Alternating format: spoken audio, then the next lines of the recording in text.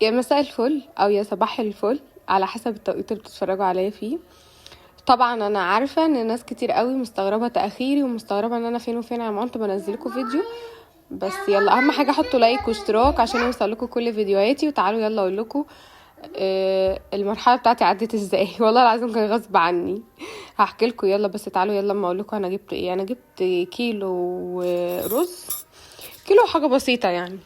نزلت عليه بشفشق طماطم، كنت سبكته وحطيت عليه بصل ني في ني. انا اصلا مش بحب احمر البصل بتاعت الصلصه وكده، ماشي. وخضره بقى مشكله، وده دبس رمان. عايزه اقول لكم بقى ان دبس الرمان ده بص هو العشق كده، هو العشق في حياتي في ناحيه المحشي. والله العظيم بحبه جدا، طعمه بيبقى حلو. من غير دبس الرمان بحس ان في حاجه ناقصه. تمام. هننزل بمعلقه كبيره كويسه كده على حسب الكميه اللي انتوا هتحتاجوها. اللي في الازازه ده زيت، ماشي. حطيت سنه بسيطه زيت، لان انا حطيت زبده وسمنه في الصلصه. شويه ملح، ودي يا ستي كل كزبره، ننزل بشويه كزبره حلوين. طبعا المحشي غير بهارات حلوه.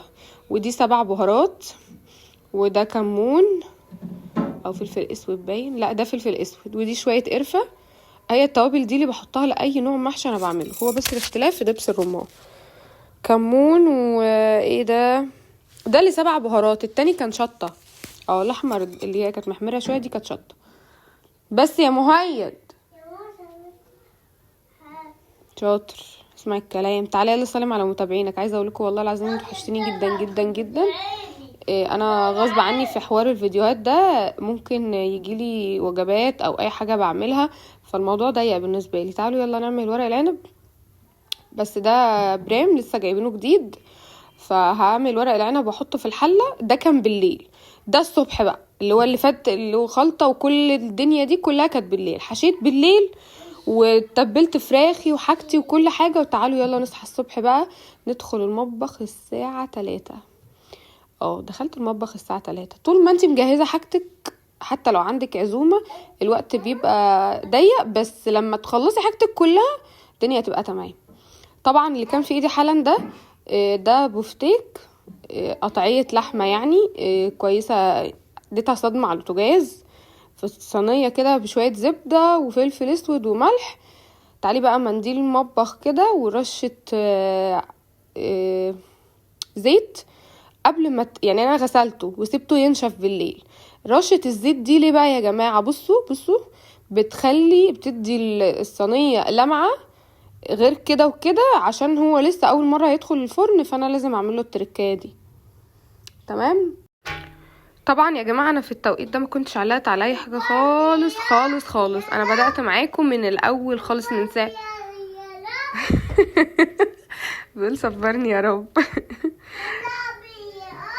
صبرني يا رب، يا ربنا يصبرنا انا. المهم بصلايه وليمون وفلفل، قطعت كله حلقات زي ما انتم شايفين. هنحط بقى درق في الصينيه من تحت. عادي انا اصلا ما بحطوش في العادي، انا في العادي اصلا مش بحط، لان طبعا الحمد لله ولا البفتيك بيلزق مني ولا الورق العنب ولا اي حاجه. بس عايزه اعمل طعم مختلف شويه في الاكل. خصوصا بصوا يا جماعه، والله انا بحب يعني يعني ما يبقى في عزومه او كده، وفي الحاجات دي لازم اعمل احسن ما بعمل ليا. يعني احسن حاجه فعلا انا بعملها على اجمل وجه. والله بألف هنا يا رب على كل من ده منه. والله العظيم يا جماعه كان طعمه حلو قوي بجد. تعالوا بقى يلا نرص البفتيك في الارضيه بعد ما حطينا البصل والشطه. مش عارفه انا عامله ايه في حياته، بيقول لي صبرني يا رب. صبرني انا.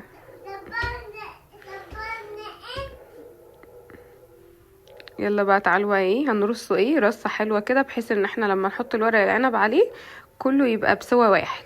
تمام. طبعا يا جماعه انا اديته صدمه على البوتاجاز بزبده وملح وفلفل اسود بس، مفيش اي حاجه تانية. يعني الوش ده ملح وفلفل اسود والوش التاني ملح وفلفل اسود. طبعا عشان الموضوع مش صعب فانا مصورتلكوش اللقطه دي. تمام. دي الميه اللي نزلت اهي. خلاص هو كان لسه اصلا بياخد سوا مني، انا مش عايزاه ياخد سوا، انا بديله الصدمه بس. يا ماما علي ما تفوق. حاضر. قول لهم ازيكم يا متابعيني، عاملين ايه؟ هيا يلا بقى نرص الورق العنب. ماشي زي ما انتوا شايفين كده، رص رص رص، رصي ورق العنب بتاعك. انا عايزه اقولك ان انا ممكن اعملك الطريقه دي كمان بمحشي كرنب، بمحشي كوسه عادي، وادخلك فيها اللحم. الموضوع معايا مش صعب. انا بحب الحاجات دي، بحب الافتكاسات بتاعتي. يعني انا ممكن اخترع لك وصفه او افتكاسه مني كده، ايه ده؟ ازاي؟ هتستغربيها بصراحه. اللي هو انت بتدخلي ده كله في كله؟ لا عادي، انا ما عنديش مشكله. انا حالا هقول لكم انا عملت ايه في الاخر، بس خليكم معايا للنهايه. كميه الورق العنب اللي معايا كانت 3/4 كيلو. ما شاء الله 3/4 كيلو على البرام دون. عمل كميه حلوه غير اللي انا رميته، والله العظيم. يعني في ورق ما عجبنيش، رميته بصراحه، ما عجبنيش، لان انا اصلا لو سلقته برضو مش هيطرى مني. ورقه دبلانه غريبه كده، لا بس ما شاء الله ما شاء الله بجد. الورق عنب تحفه اليومين دول. ناس بتقولي ده مش ورق عنب، لا بس هو ورق عنب، بس ده القطفه الاولانيه. يلا بقى نرص الليمون. تمام، شويه شطه حلوين كده. خلاص جهزت على النار. وانا بعمل المرحله دي حطيت مرق الدجاج. حاضر يا هاي، هقول لكم استنوا لحظه واحده، استنى. بصي دي بسبوسه. ولعت الفرن، دخلت البسبوسه وطلعتها اهو من الصاج. تاخد بالظبط 5 دقايق، 5 دقايق و6 دقايق. انا حاطه في العسل، حاطه كوبايتين ميه، عليهم كوبايتين 2 سكر، وحته زبده ومعلقه قشطه. يا لهوي. بس سقيت بقى ايه، وعملت كل اللي انا بقول لكم عليه، وحطيت شويه فانيليا صحيح نستولوا، وحطيت رحت بقى ساقيه البسبوسه بتاعتي. عايزه اقول لك البسبوسه دي خدت مني 3/4 كوبايه زبده على سمنه ومعلقه زبادي. يلا ندخلها نطريها بقى، يعني نغطيها ونسيبها تطرى شويه. هي اصلا طريه وكل حاجه، بس لازم تتغطى. ماشي ما تنامش خلاص. دي شوربه انا اللي عاملاها بمرق الدجاج، ورق لورا وحبهان وقرفه وحاجات كده. غليتها وظبطتها ورحت ساقيه بيها المحشي وغطيتها. كان قبل منها كنت الفرن كان سخن اصلا عشان حطينا البسبوسه، فطبعا ايه لازم احط حاجه عليها ايه تضغط الدنيا، وفي نفس الوقت كمان ورقه الفويل. عادي ممكن تستكفوا بورقه الفويل، بس انا لا بحب اعمل التركايه دي بصراحه. ما شاء الله يعني ايه، ممكن الورق عنب ما بيزيد وكده بيطلع بره البرايم. بصوا بقى، انا جيت هنا ايه افضي اللبن، لقيته محطوط بقى ايه في كيس و2 و3 و10. ايه ده ايه ده ايه ده بجد؟ معرفش والله. يعني هو اتفتح فكيس التاني اللي فوق اتفتح فاللي فوق والله ما بقيت فاهمه. علقت عليه على النار عشان يبقى سخن، وجهزت الرز بتاعنا الحلو في البرامات الحلوه دي. ويلا بقى ايه ننزل ايه بالرز، ننزل باللبن على الرز. تعالي بقى اقولك من النصايح والحاجات الحلوه والتركات اللي هتعجبك قوي لما تبقي بتعملي الرز معمر. ما تبقيش تحطي اللبن ساقع، لازم الفرن يدخله الرز اللبن فيه سخن. ما تديش وقت للرز يقعد في اللبن، لا طبعا. انا طبعا هنزل بايه، بكوبايه ميه قسمت نصها هنا ونصها هنا. معايا بقى ايه كريمه لباني ومعايا قشطه.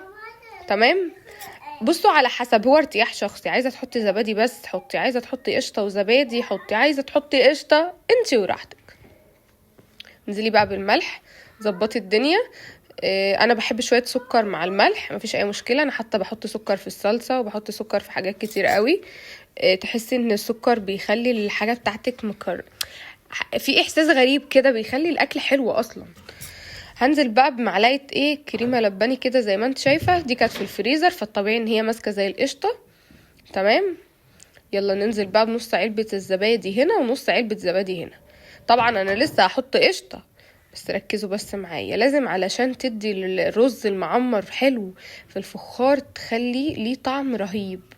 انا بقى ما بعنتش بحط الزبده ولا اي حاجه غير الحاجات اللي هي مطلوب منها ان هي تسيح، انما السمنه سايحه فعادي هنظبط الدنيا في الاخر. تعالي بقى كده بمعلقه زبده، معلقه سمنه، معلقه قشطه. يلا حطي معلقه هنا ومعلقه هنا وقلبي الدنيا دي كلها. عايزه اقولك البرامات انا بعشق البرامات.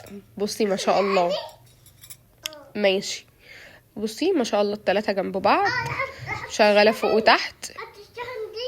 ايوه عندي جنب عالي عن جنب، الدنيا مش متظبطه شويه. بس اصبح معانا الفراخ خلاص، دي متتبيله من امبارح. بصوا ما شاء الله الرز تحفه، ما شاء الله بجد بجد زي العسل. حاجه كده الله اكبر الله اكبر والله العظيم، بجد من حلاوتهم مش قادره اوصف لكم. فتحي بقى الرز من الجناب كده وانزلي على وشه. انتي شطوره. ماشي شاطر يا هدى. ده سمنه على زبده، انا طبعا بسيحهم على بعض عشان يبقى عامل ميكس حلو كده. ممكن احط قشطه تانية عادي لو انا عايزه، بس انا مش حابه، خلاص انا كده استكفيت. يا ماما انا موتخش. ماشي قول لهم ازيكم عاملين ايه. ماشي قول لهم انتوا عاملين ايه. عايز انت. طب قول لهم انتوا عاملين ايه يا متابعيني. طب روح اعدل الحاجه اللي انت بهدلتها دي.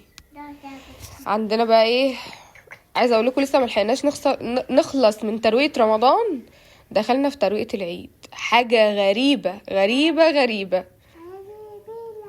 طبعا يا جماعه هتاخدوا بالكم حالا ان انا هغطي الرز بالورق الفويل علشان ما يعملش وش تاني. انا استكفيت بوشه، فانا عايزاه يعني هد عليه من تحت وخلاص. هوريكم حالا انا عملت ايه. انا هد عليه من تحت شويه وهخرجه. يلا بقى انا طبعا كل ده كانت الساعه بقت 4 يعتبر. عايزه اقول لكم التوقيت اصلا كان انا مخلصه قبل المغرب بنص ساعه. ادي الشوايه، حط تحتها منها صينيه حلوه كده، ويلا بقى نحط الفراخ بتاعتنا. عايزه اقولك لما تقعدي والله. طب اقول لكم على حاجه، ان الفراخ دي مش فراخ بيضه، ودي فراخ ساس وتربيه بيت. ممكن تكون مش كبيره في الوزن، بس انا اتعاملت معاها معامله الفراخ البيضه، تبلتها وشويتها من نفس المعامله بالظبط والله العظيم. سكر سكر سكر، اقسم بالله انا من خلاص بقت من عشاقي وصفتي في الفراخ. سلايم. لا احنا قلنا وحش خلاص. من عشاق الفراخ اللي بالتتبيله بتاعتي. ماشي حاضر. طب شيلوا المخدات اللي على الارض دي، شيلوا المخدات اللي على الارض. يلا بقى نرشرش على الفراخ.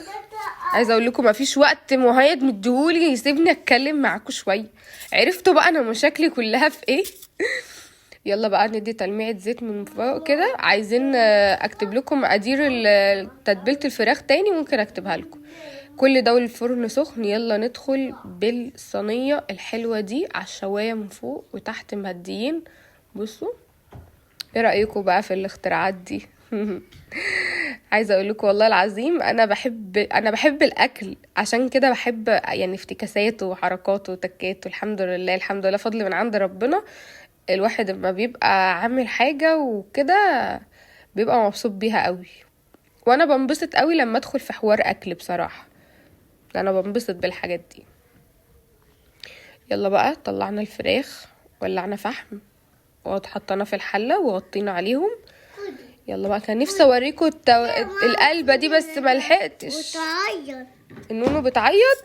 معلش جايب لي العروسه بيقول النونو بتعيط. بصوا ما لحقتش اصورها لكم والله ما كنت عارفه الاستند خرجوه بره وانا ما كنتش عارفه اصور. بصوا بقى بألف هنا كفته لحمه مشويه.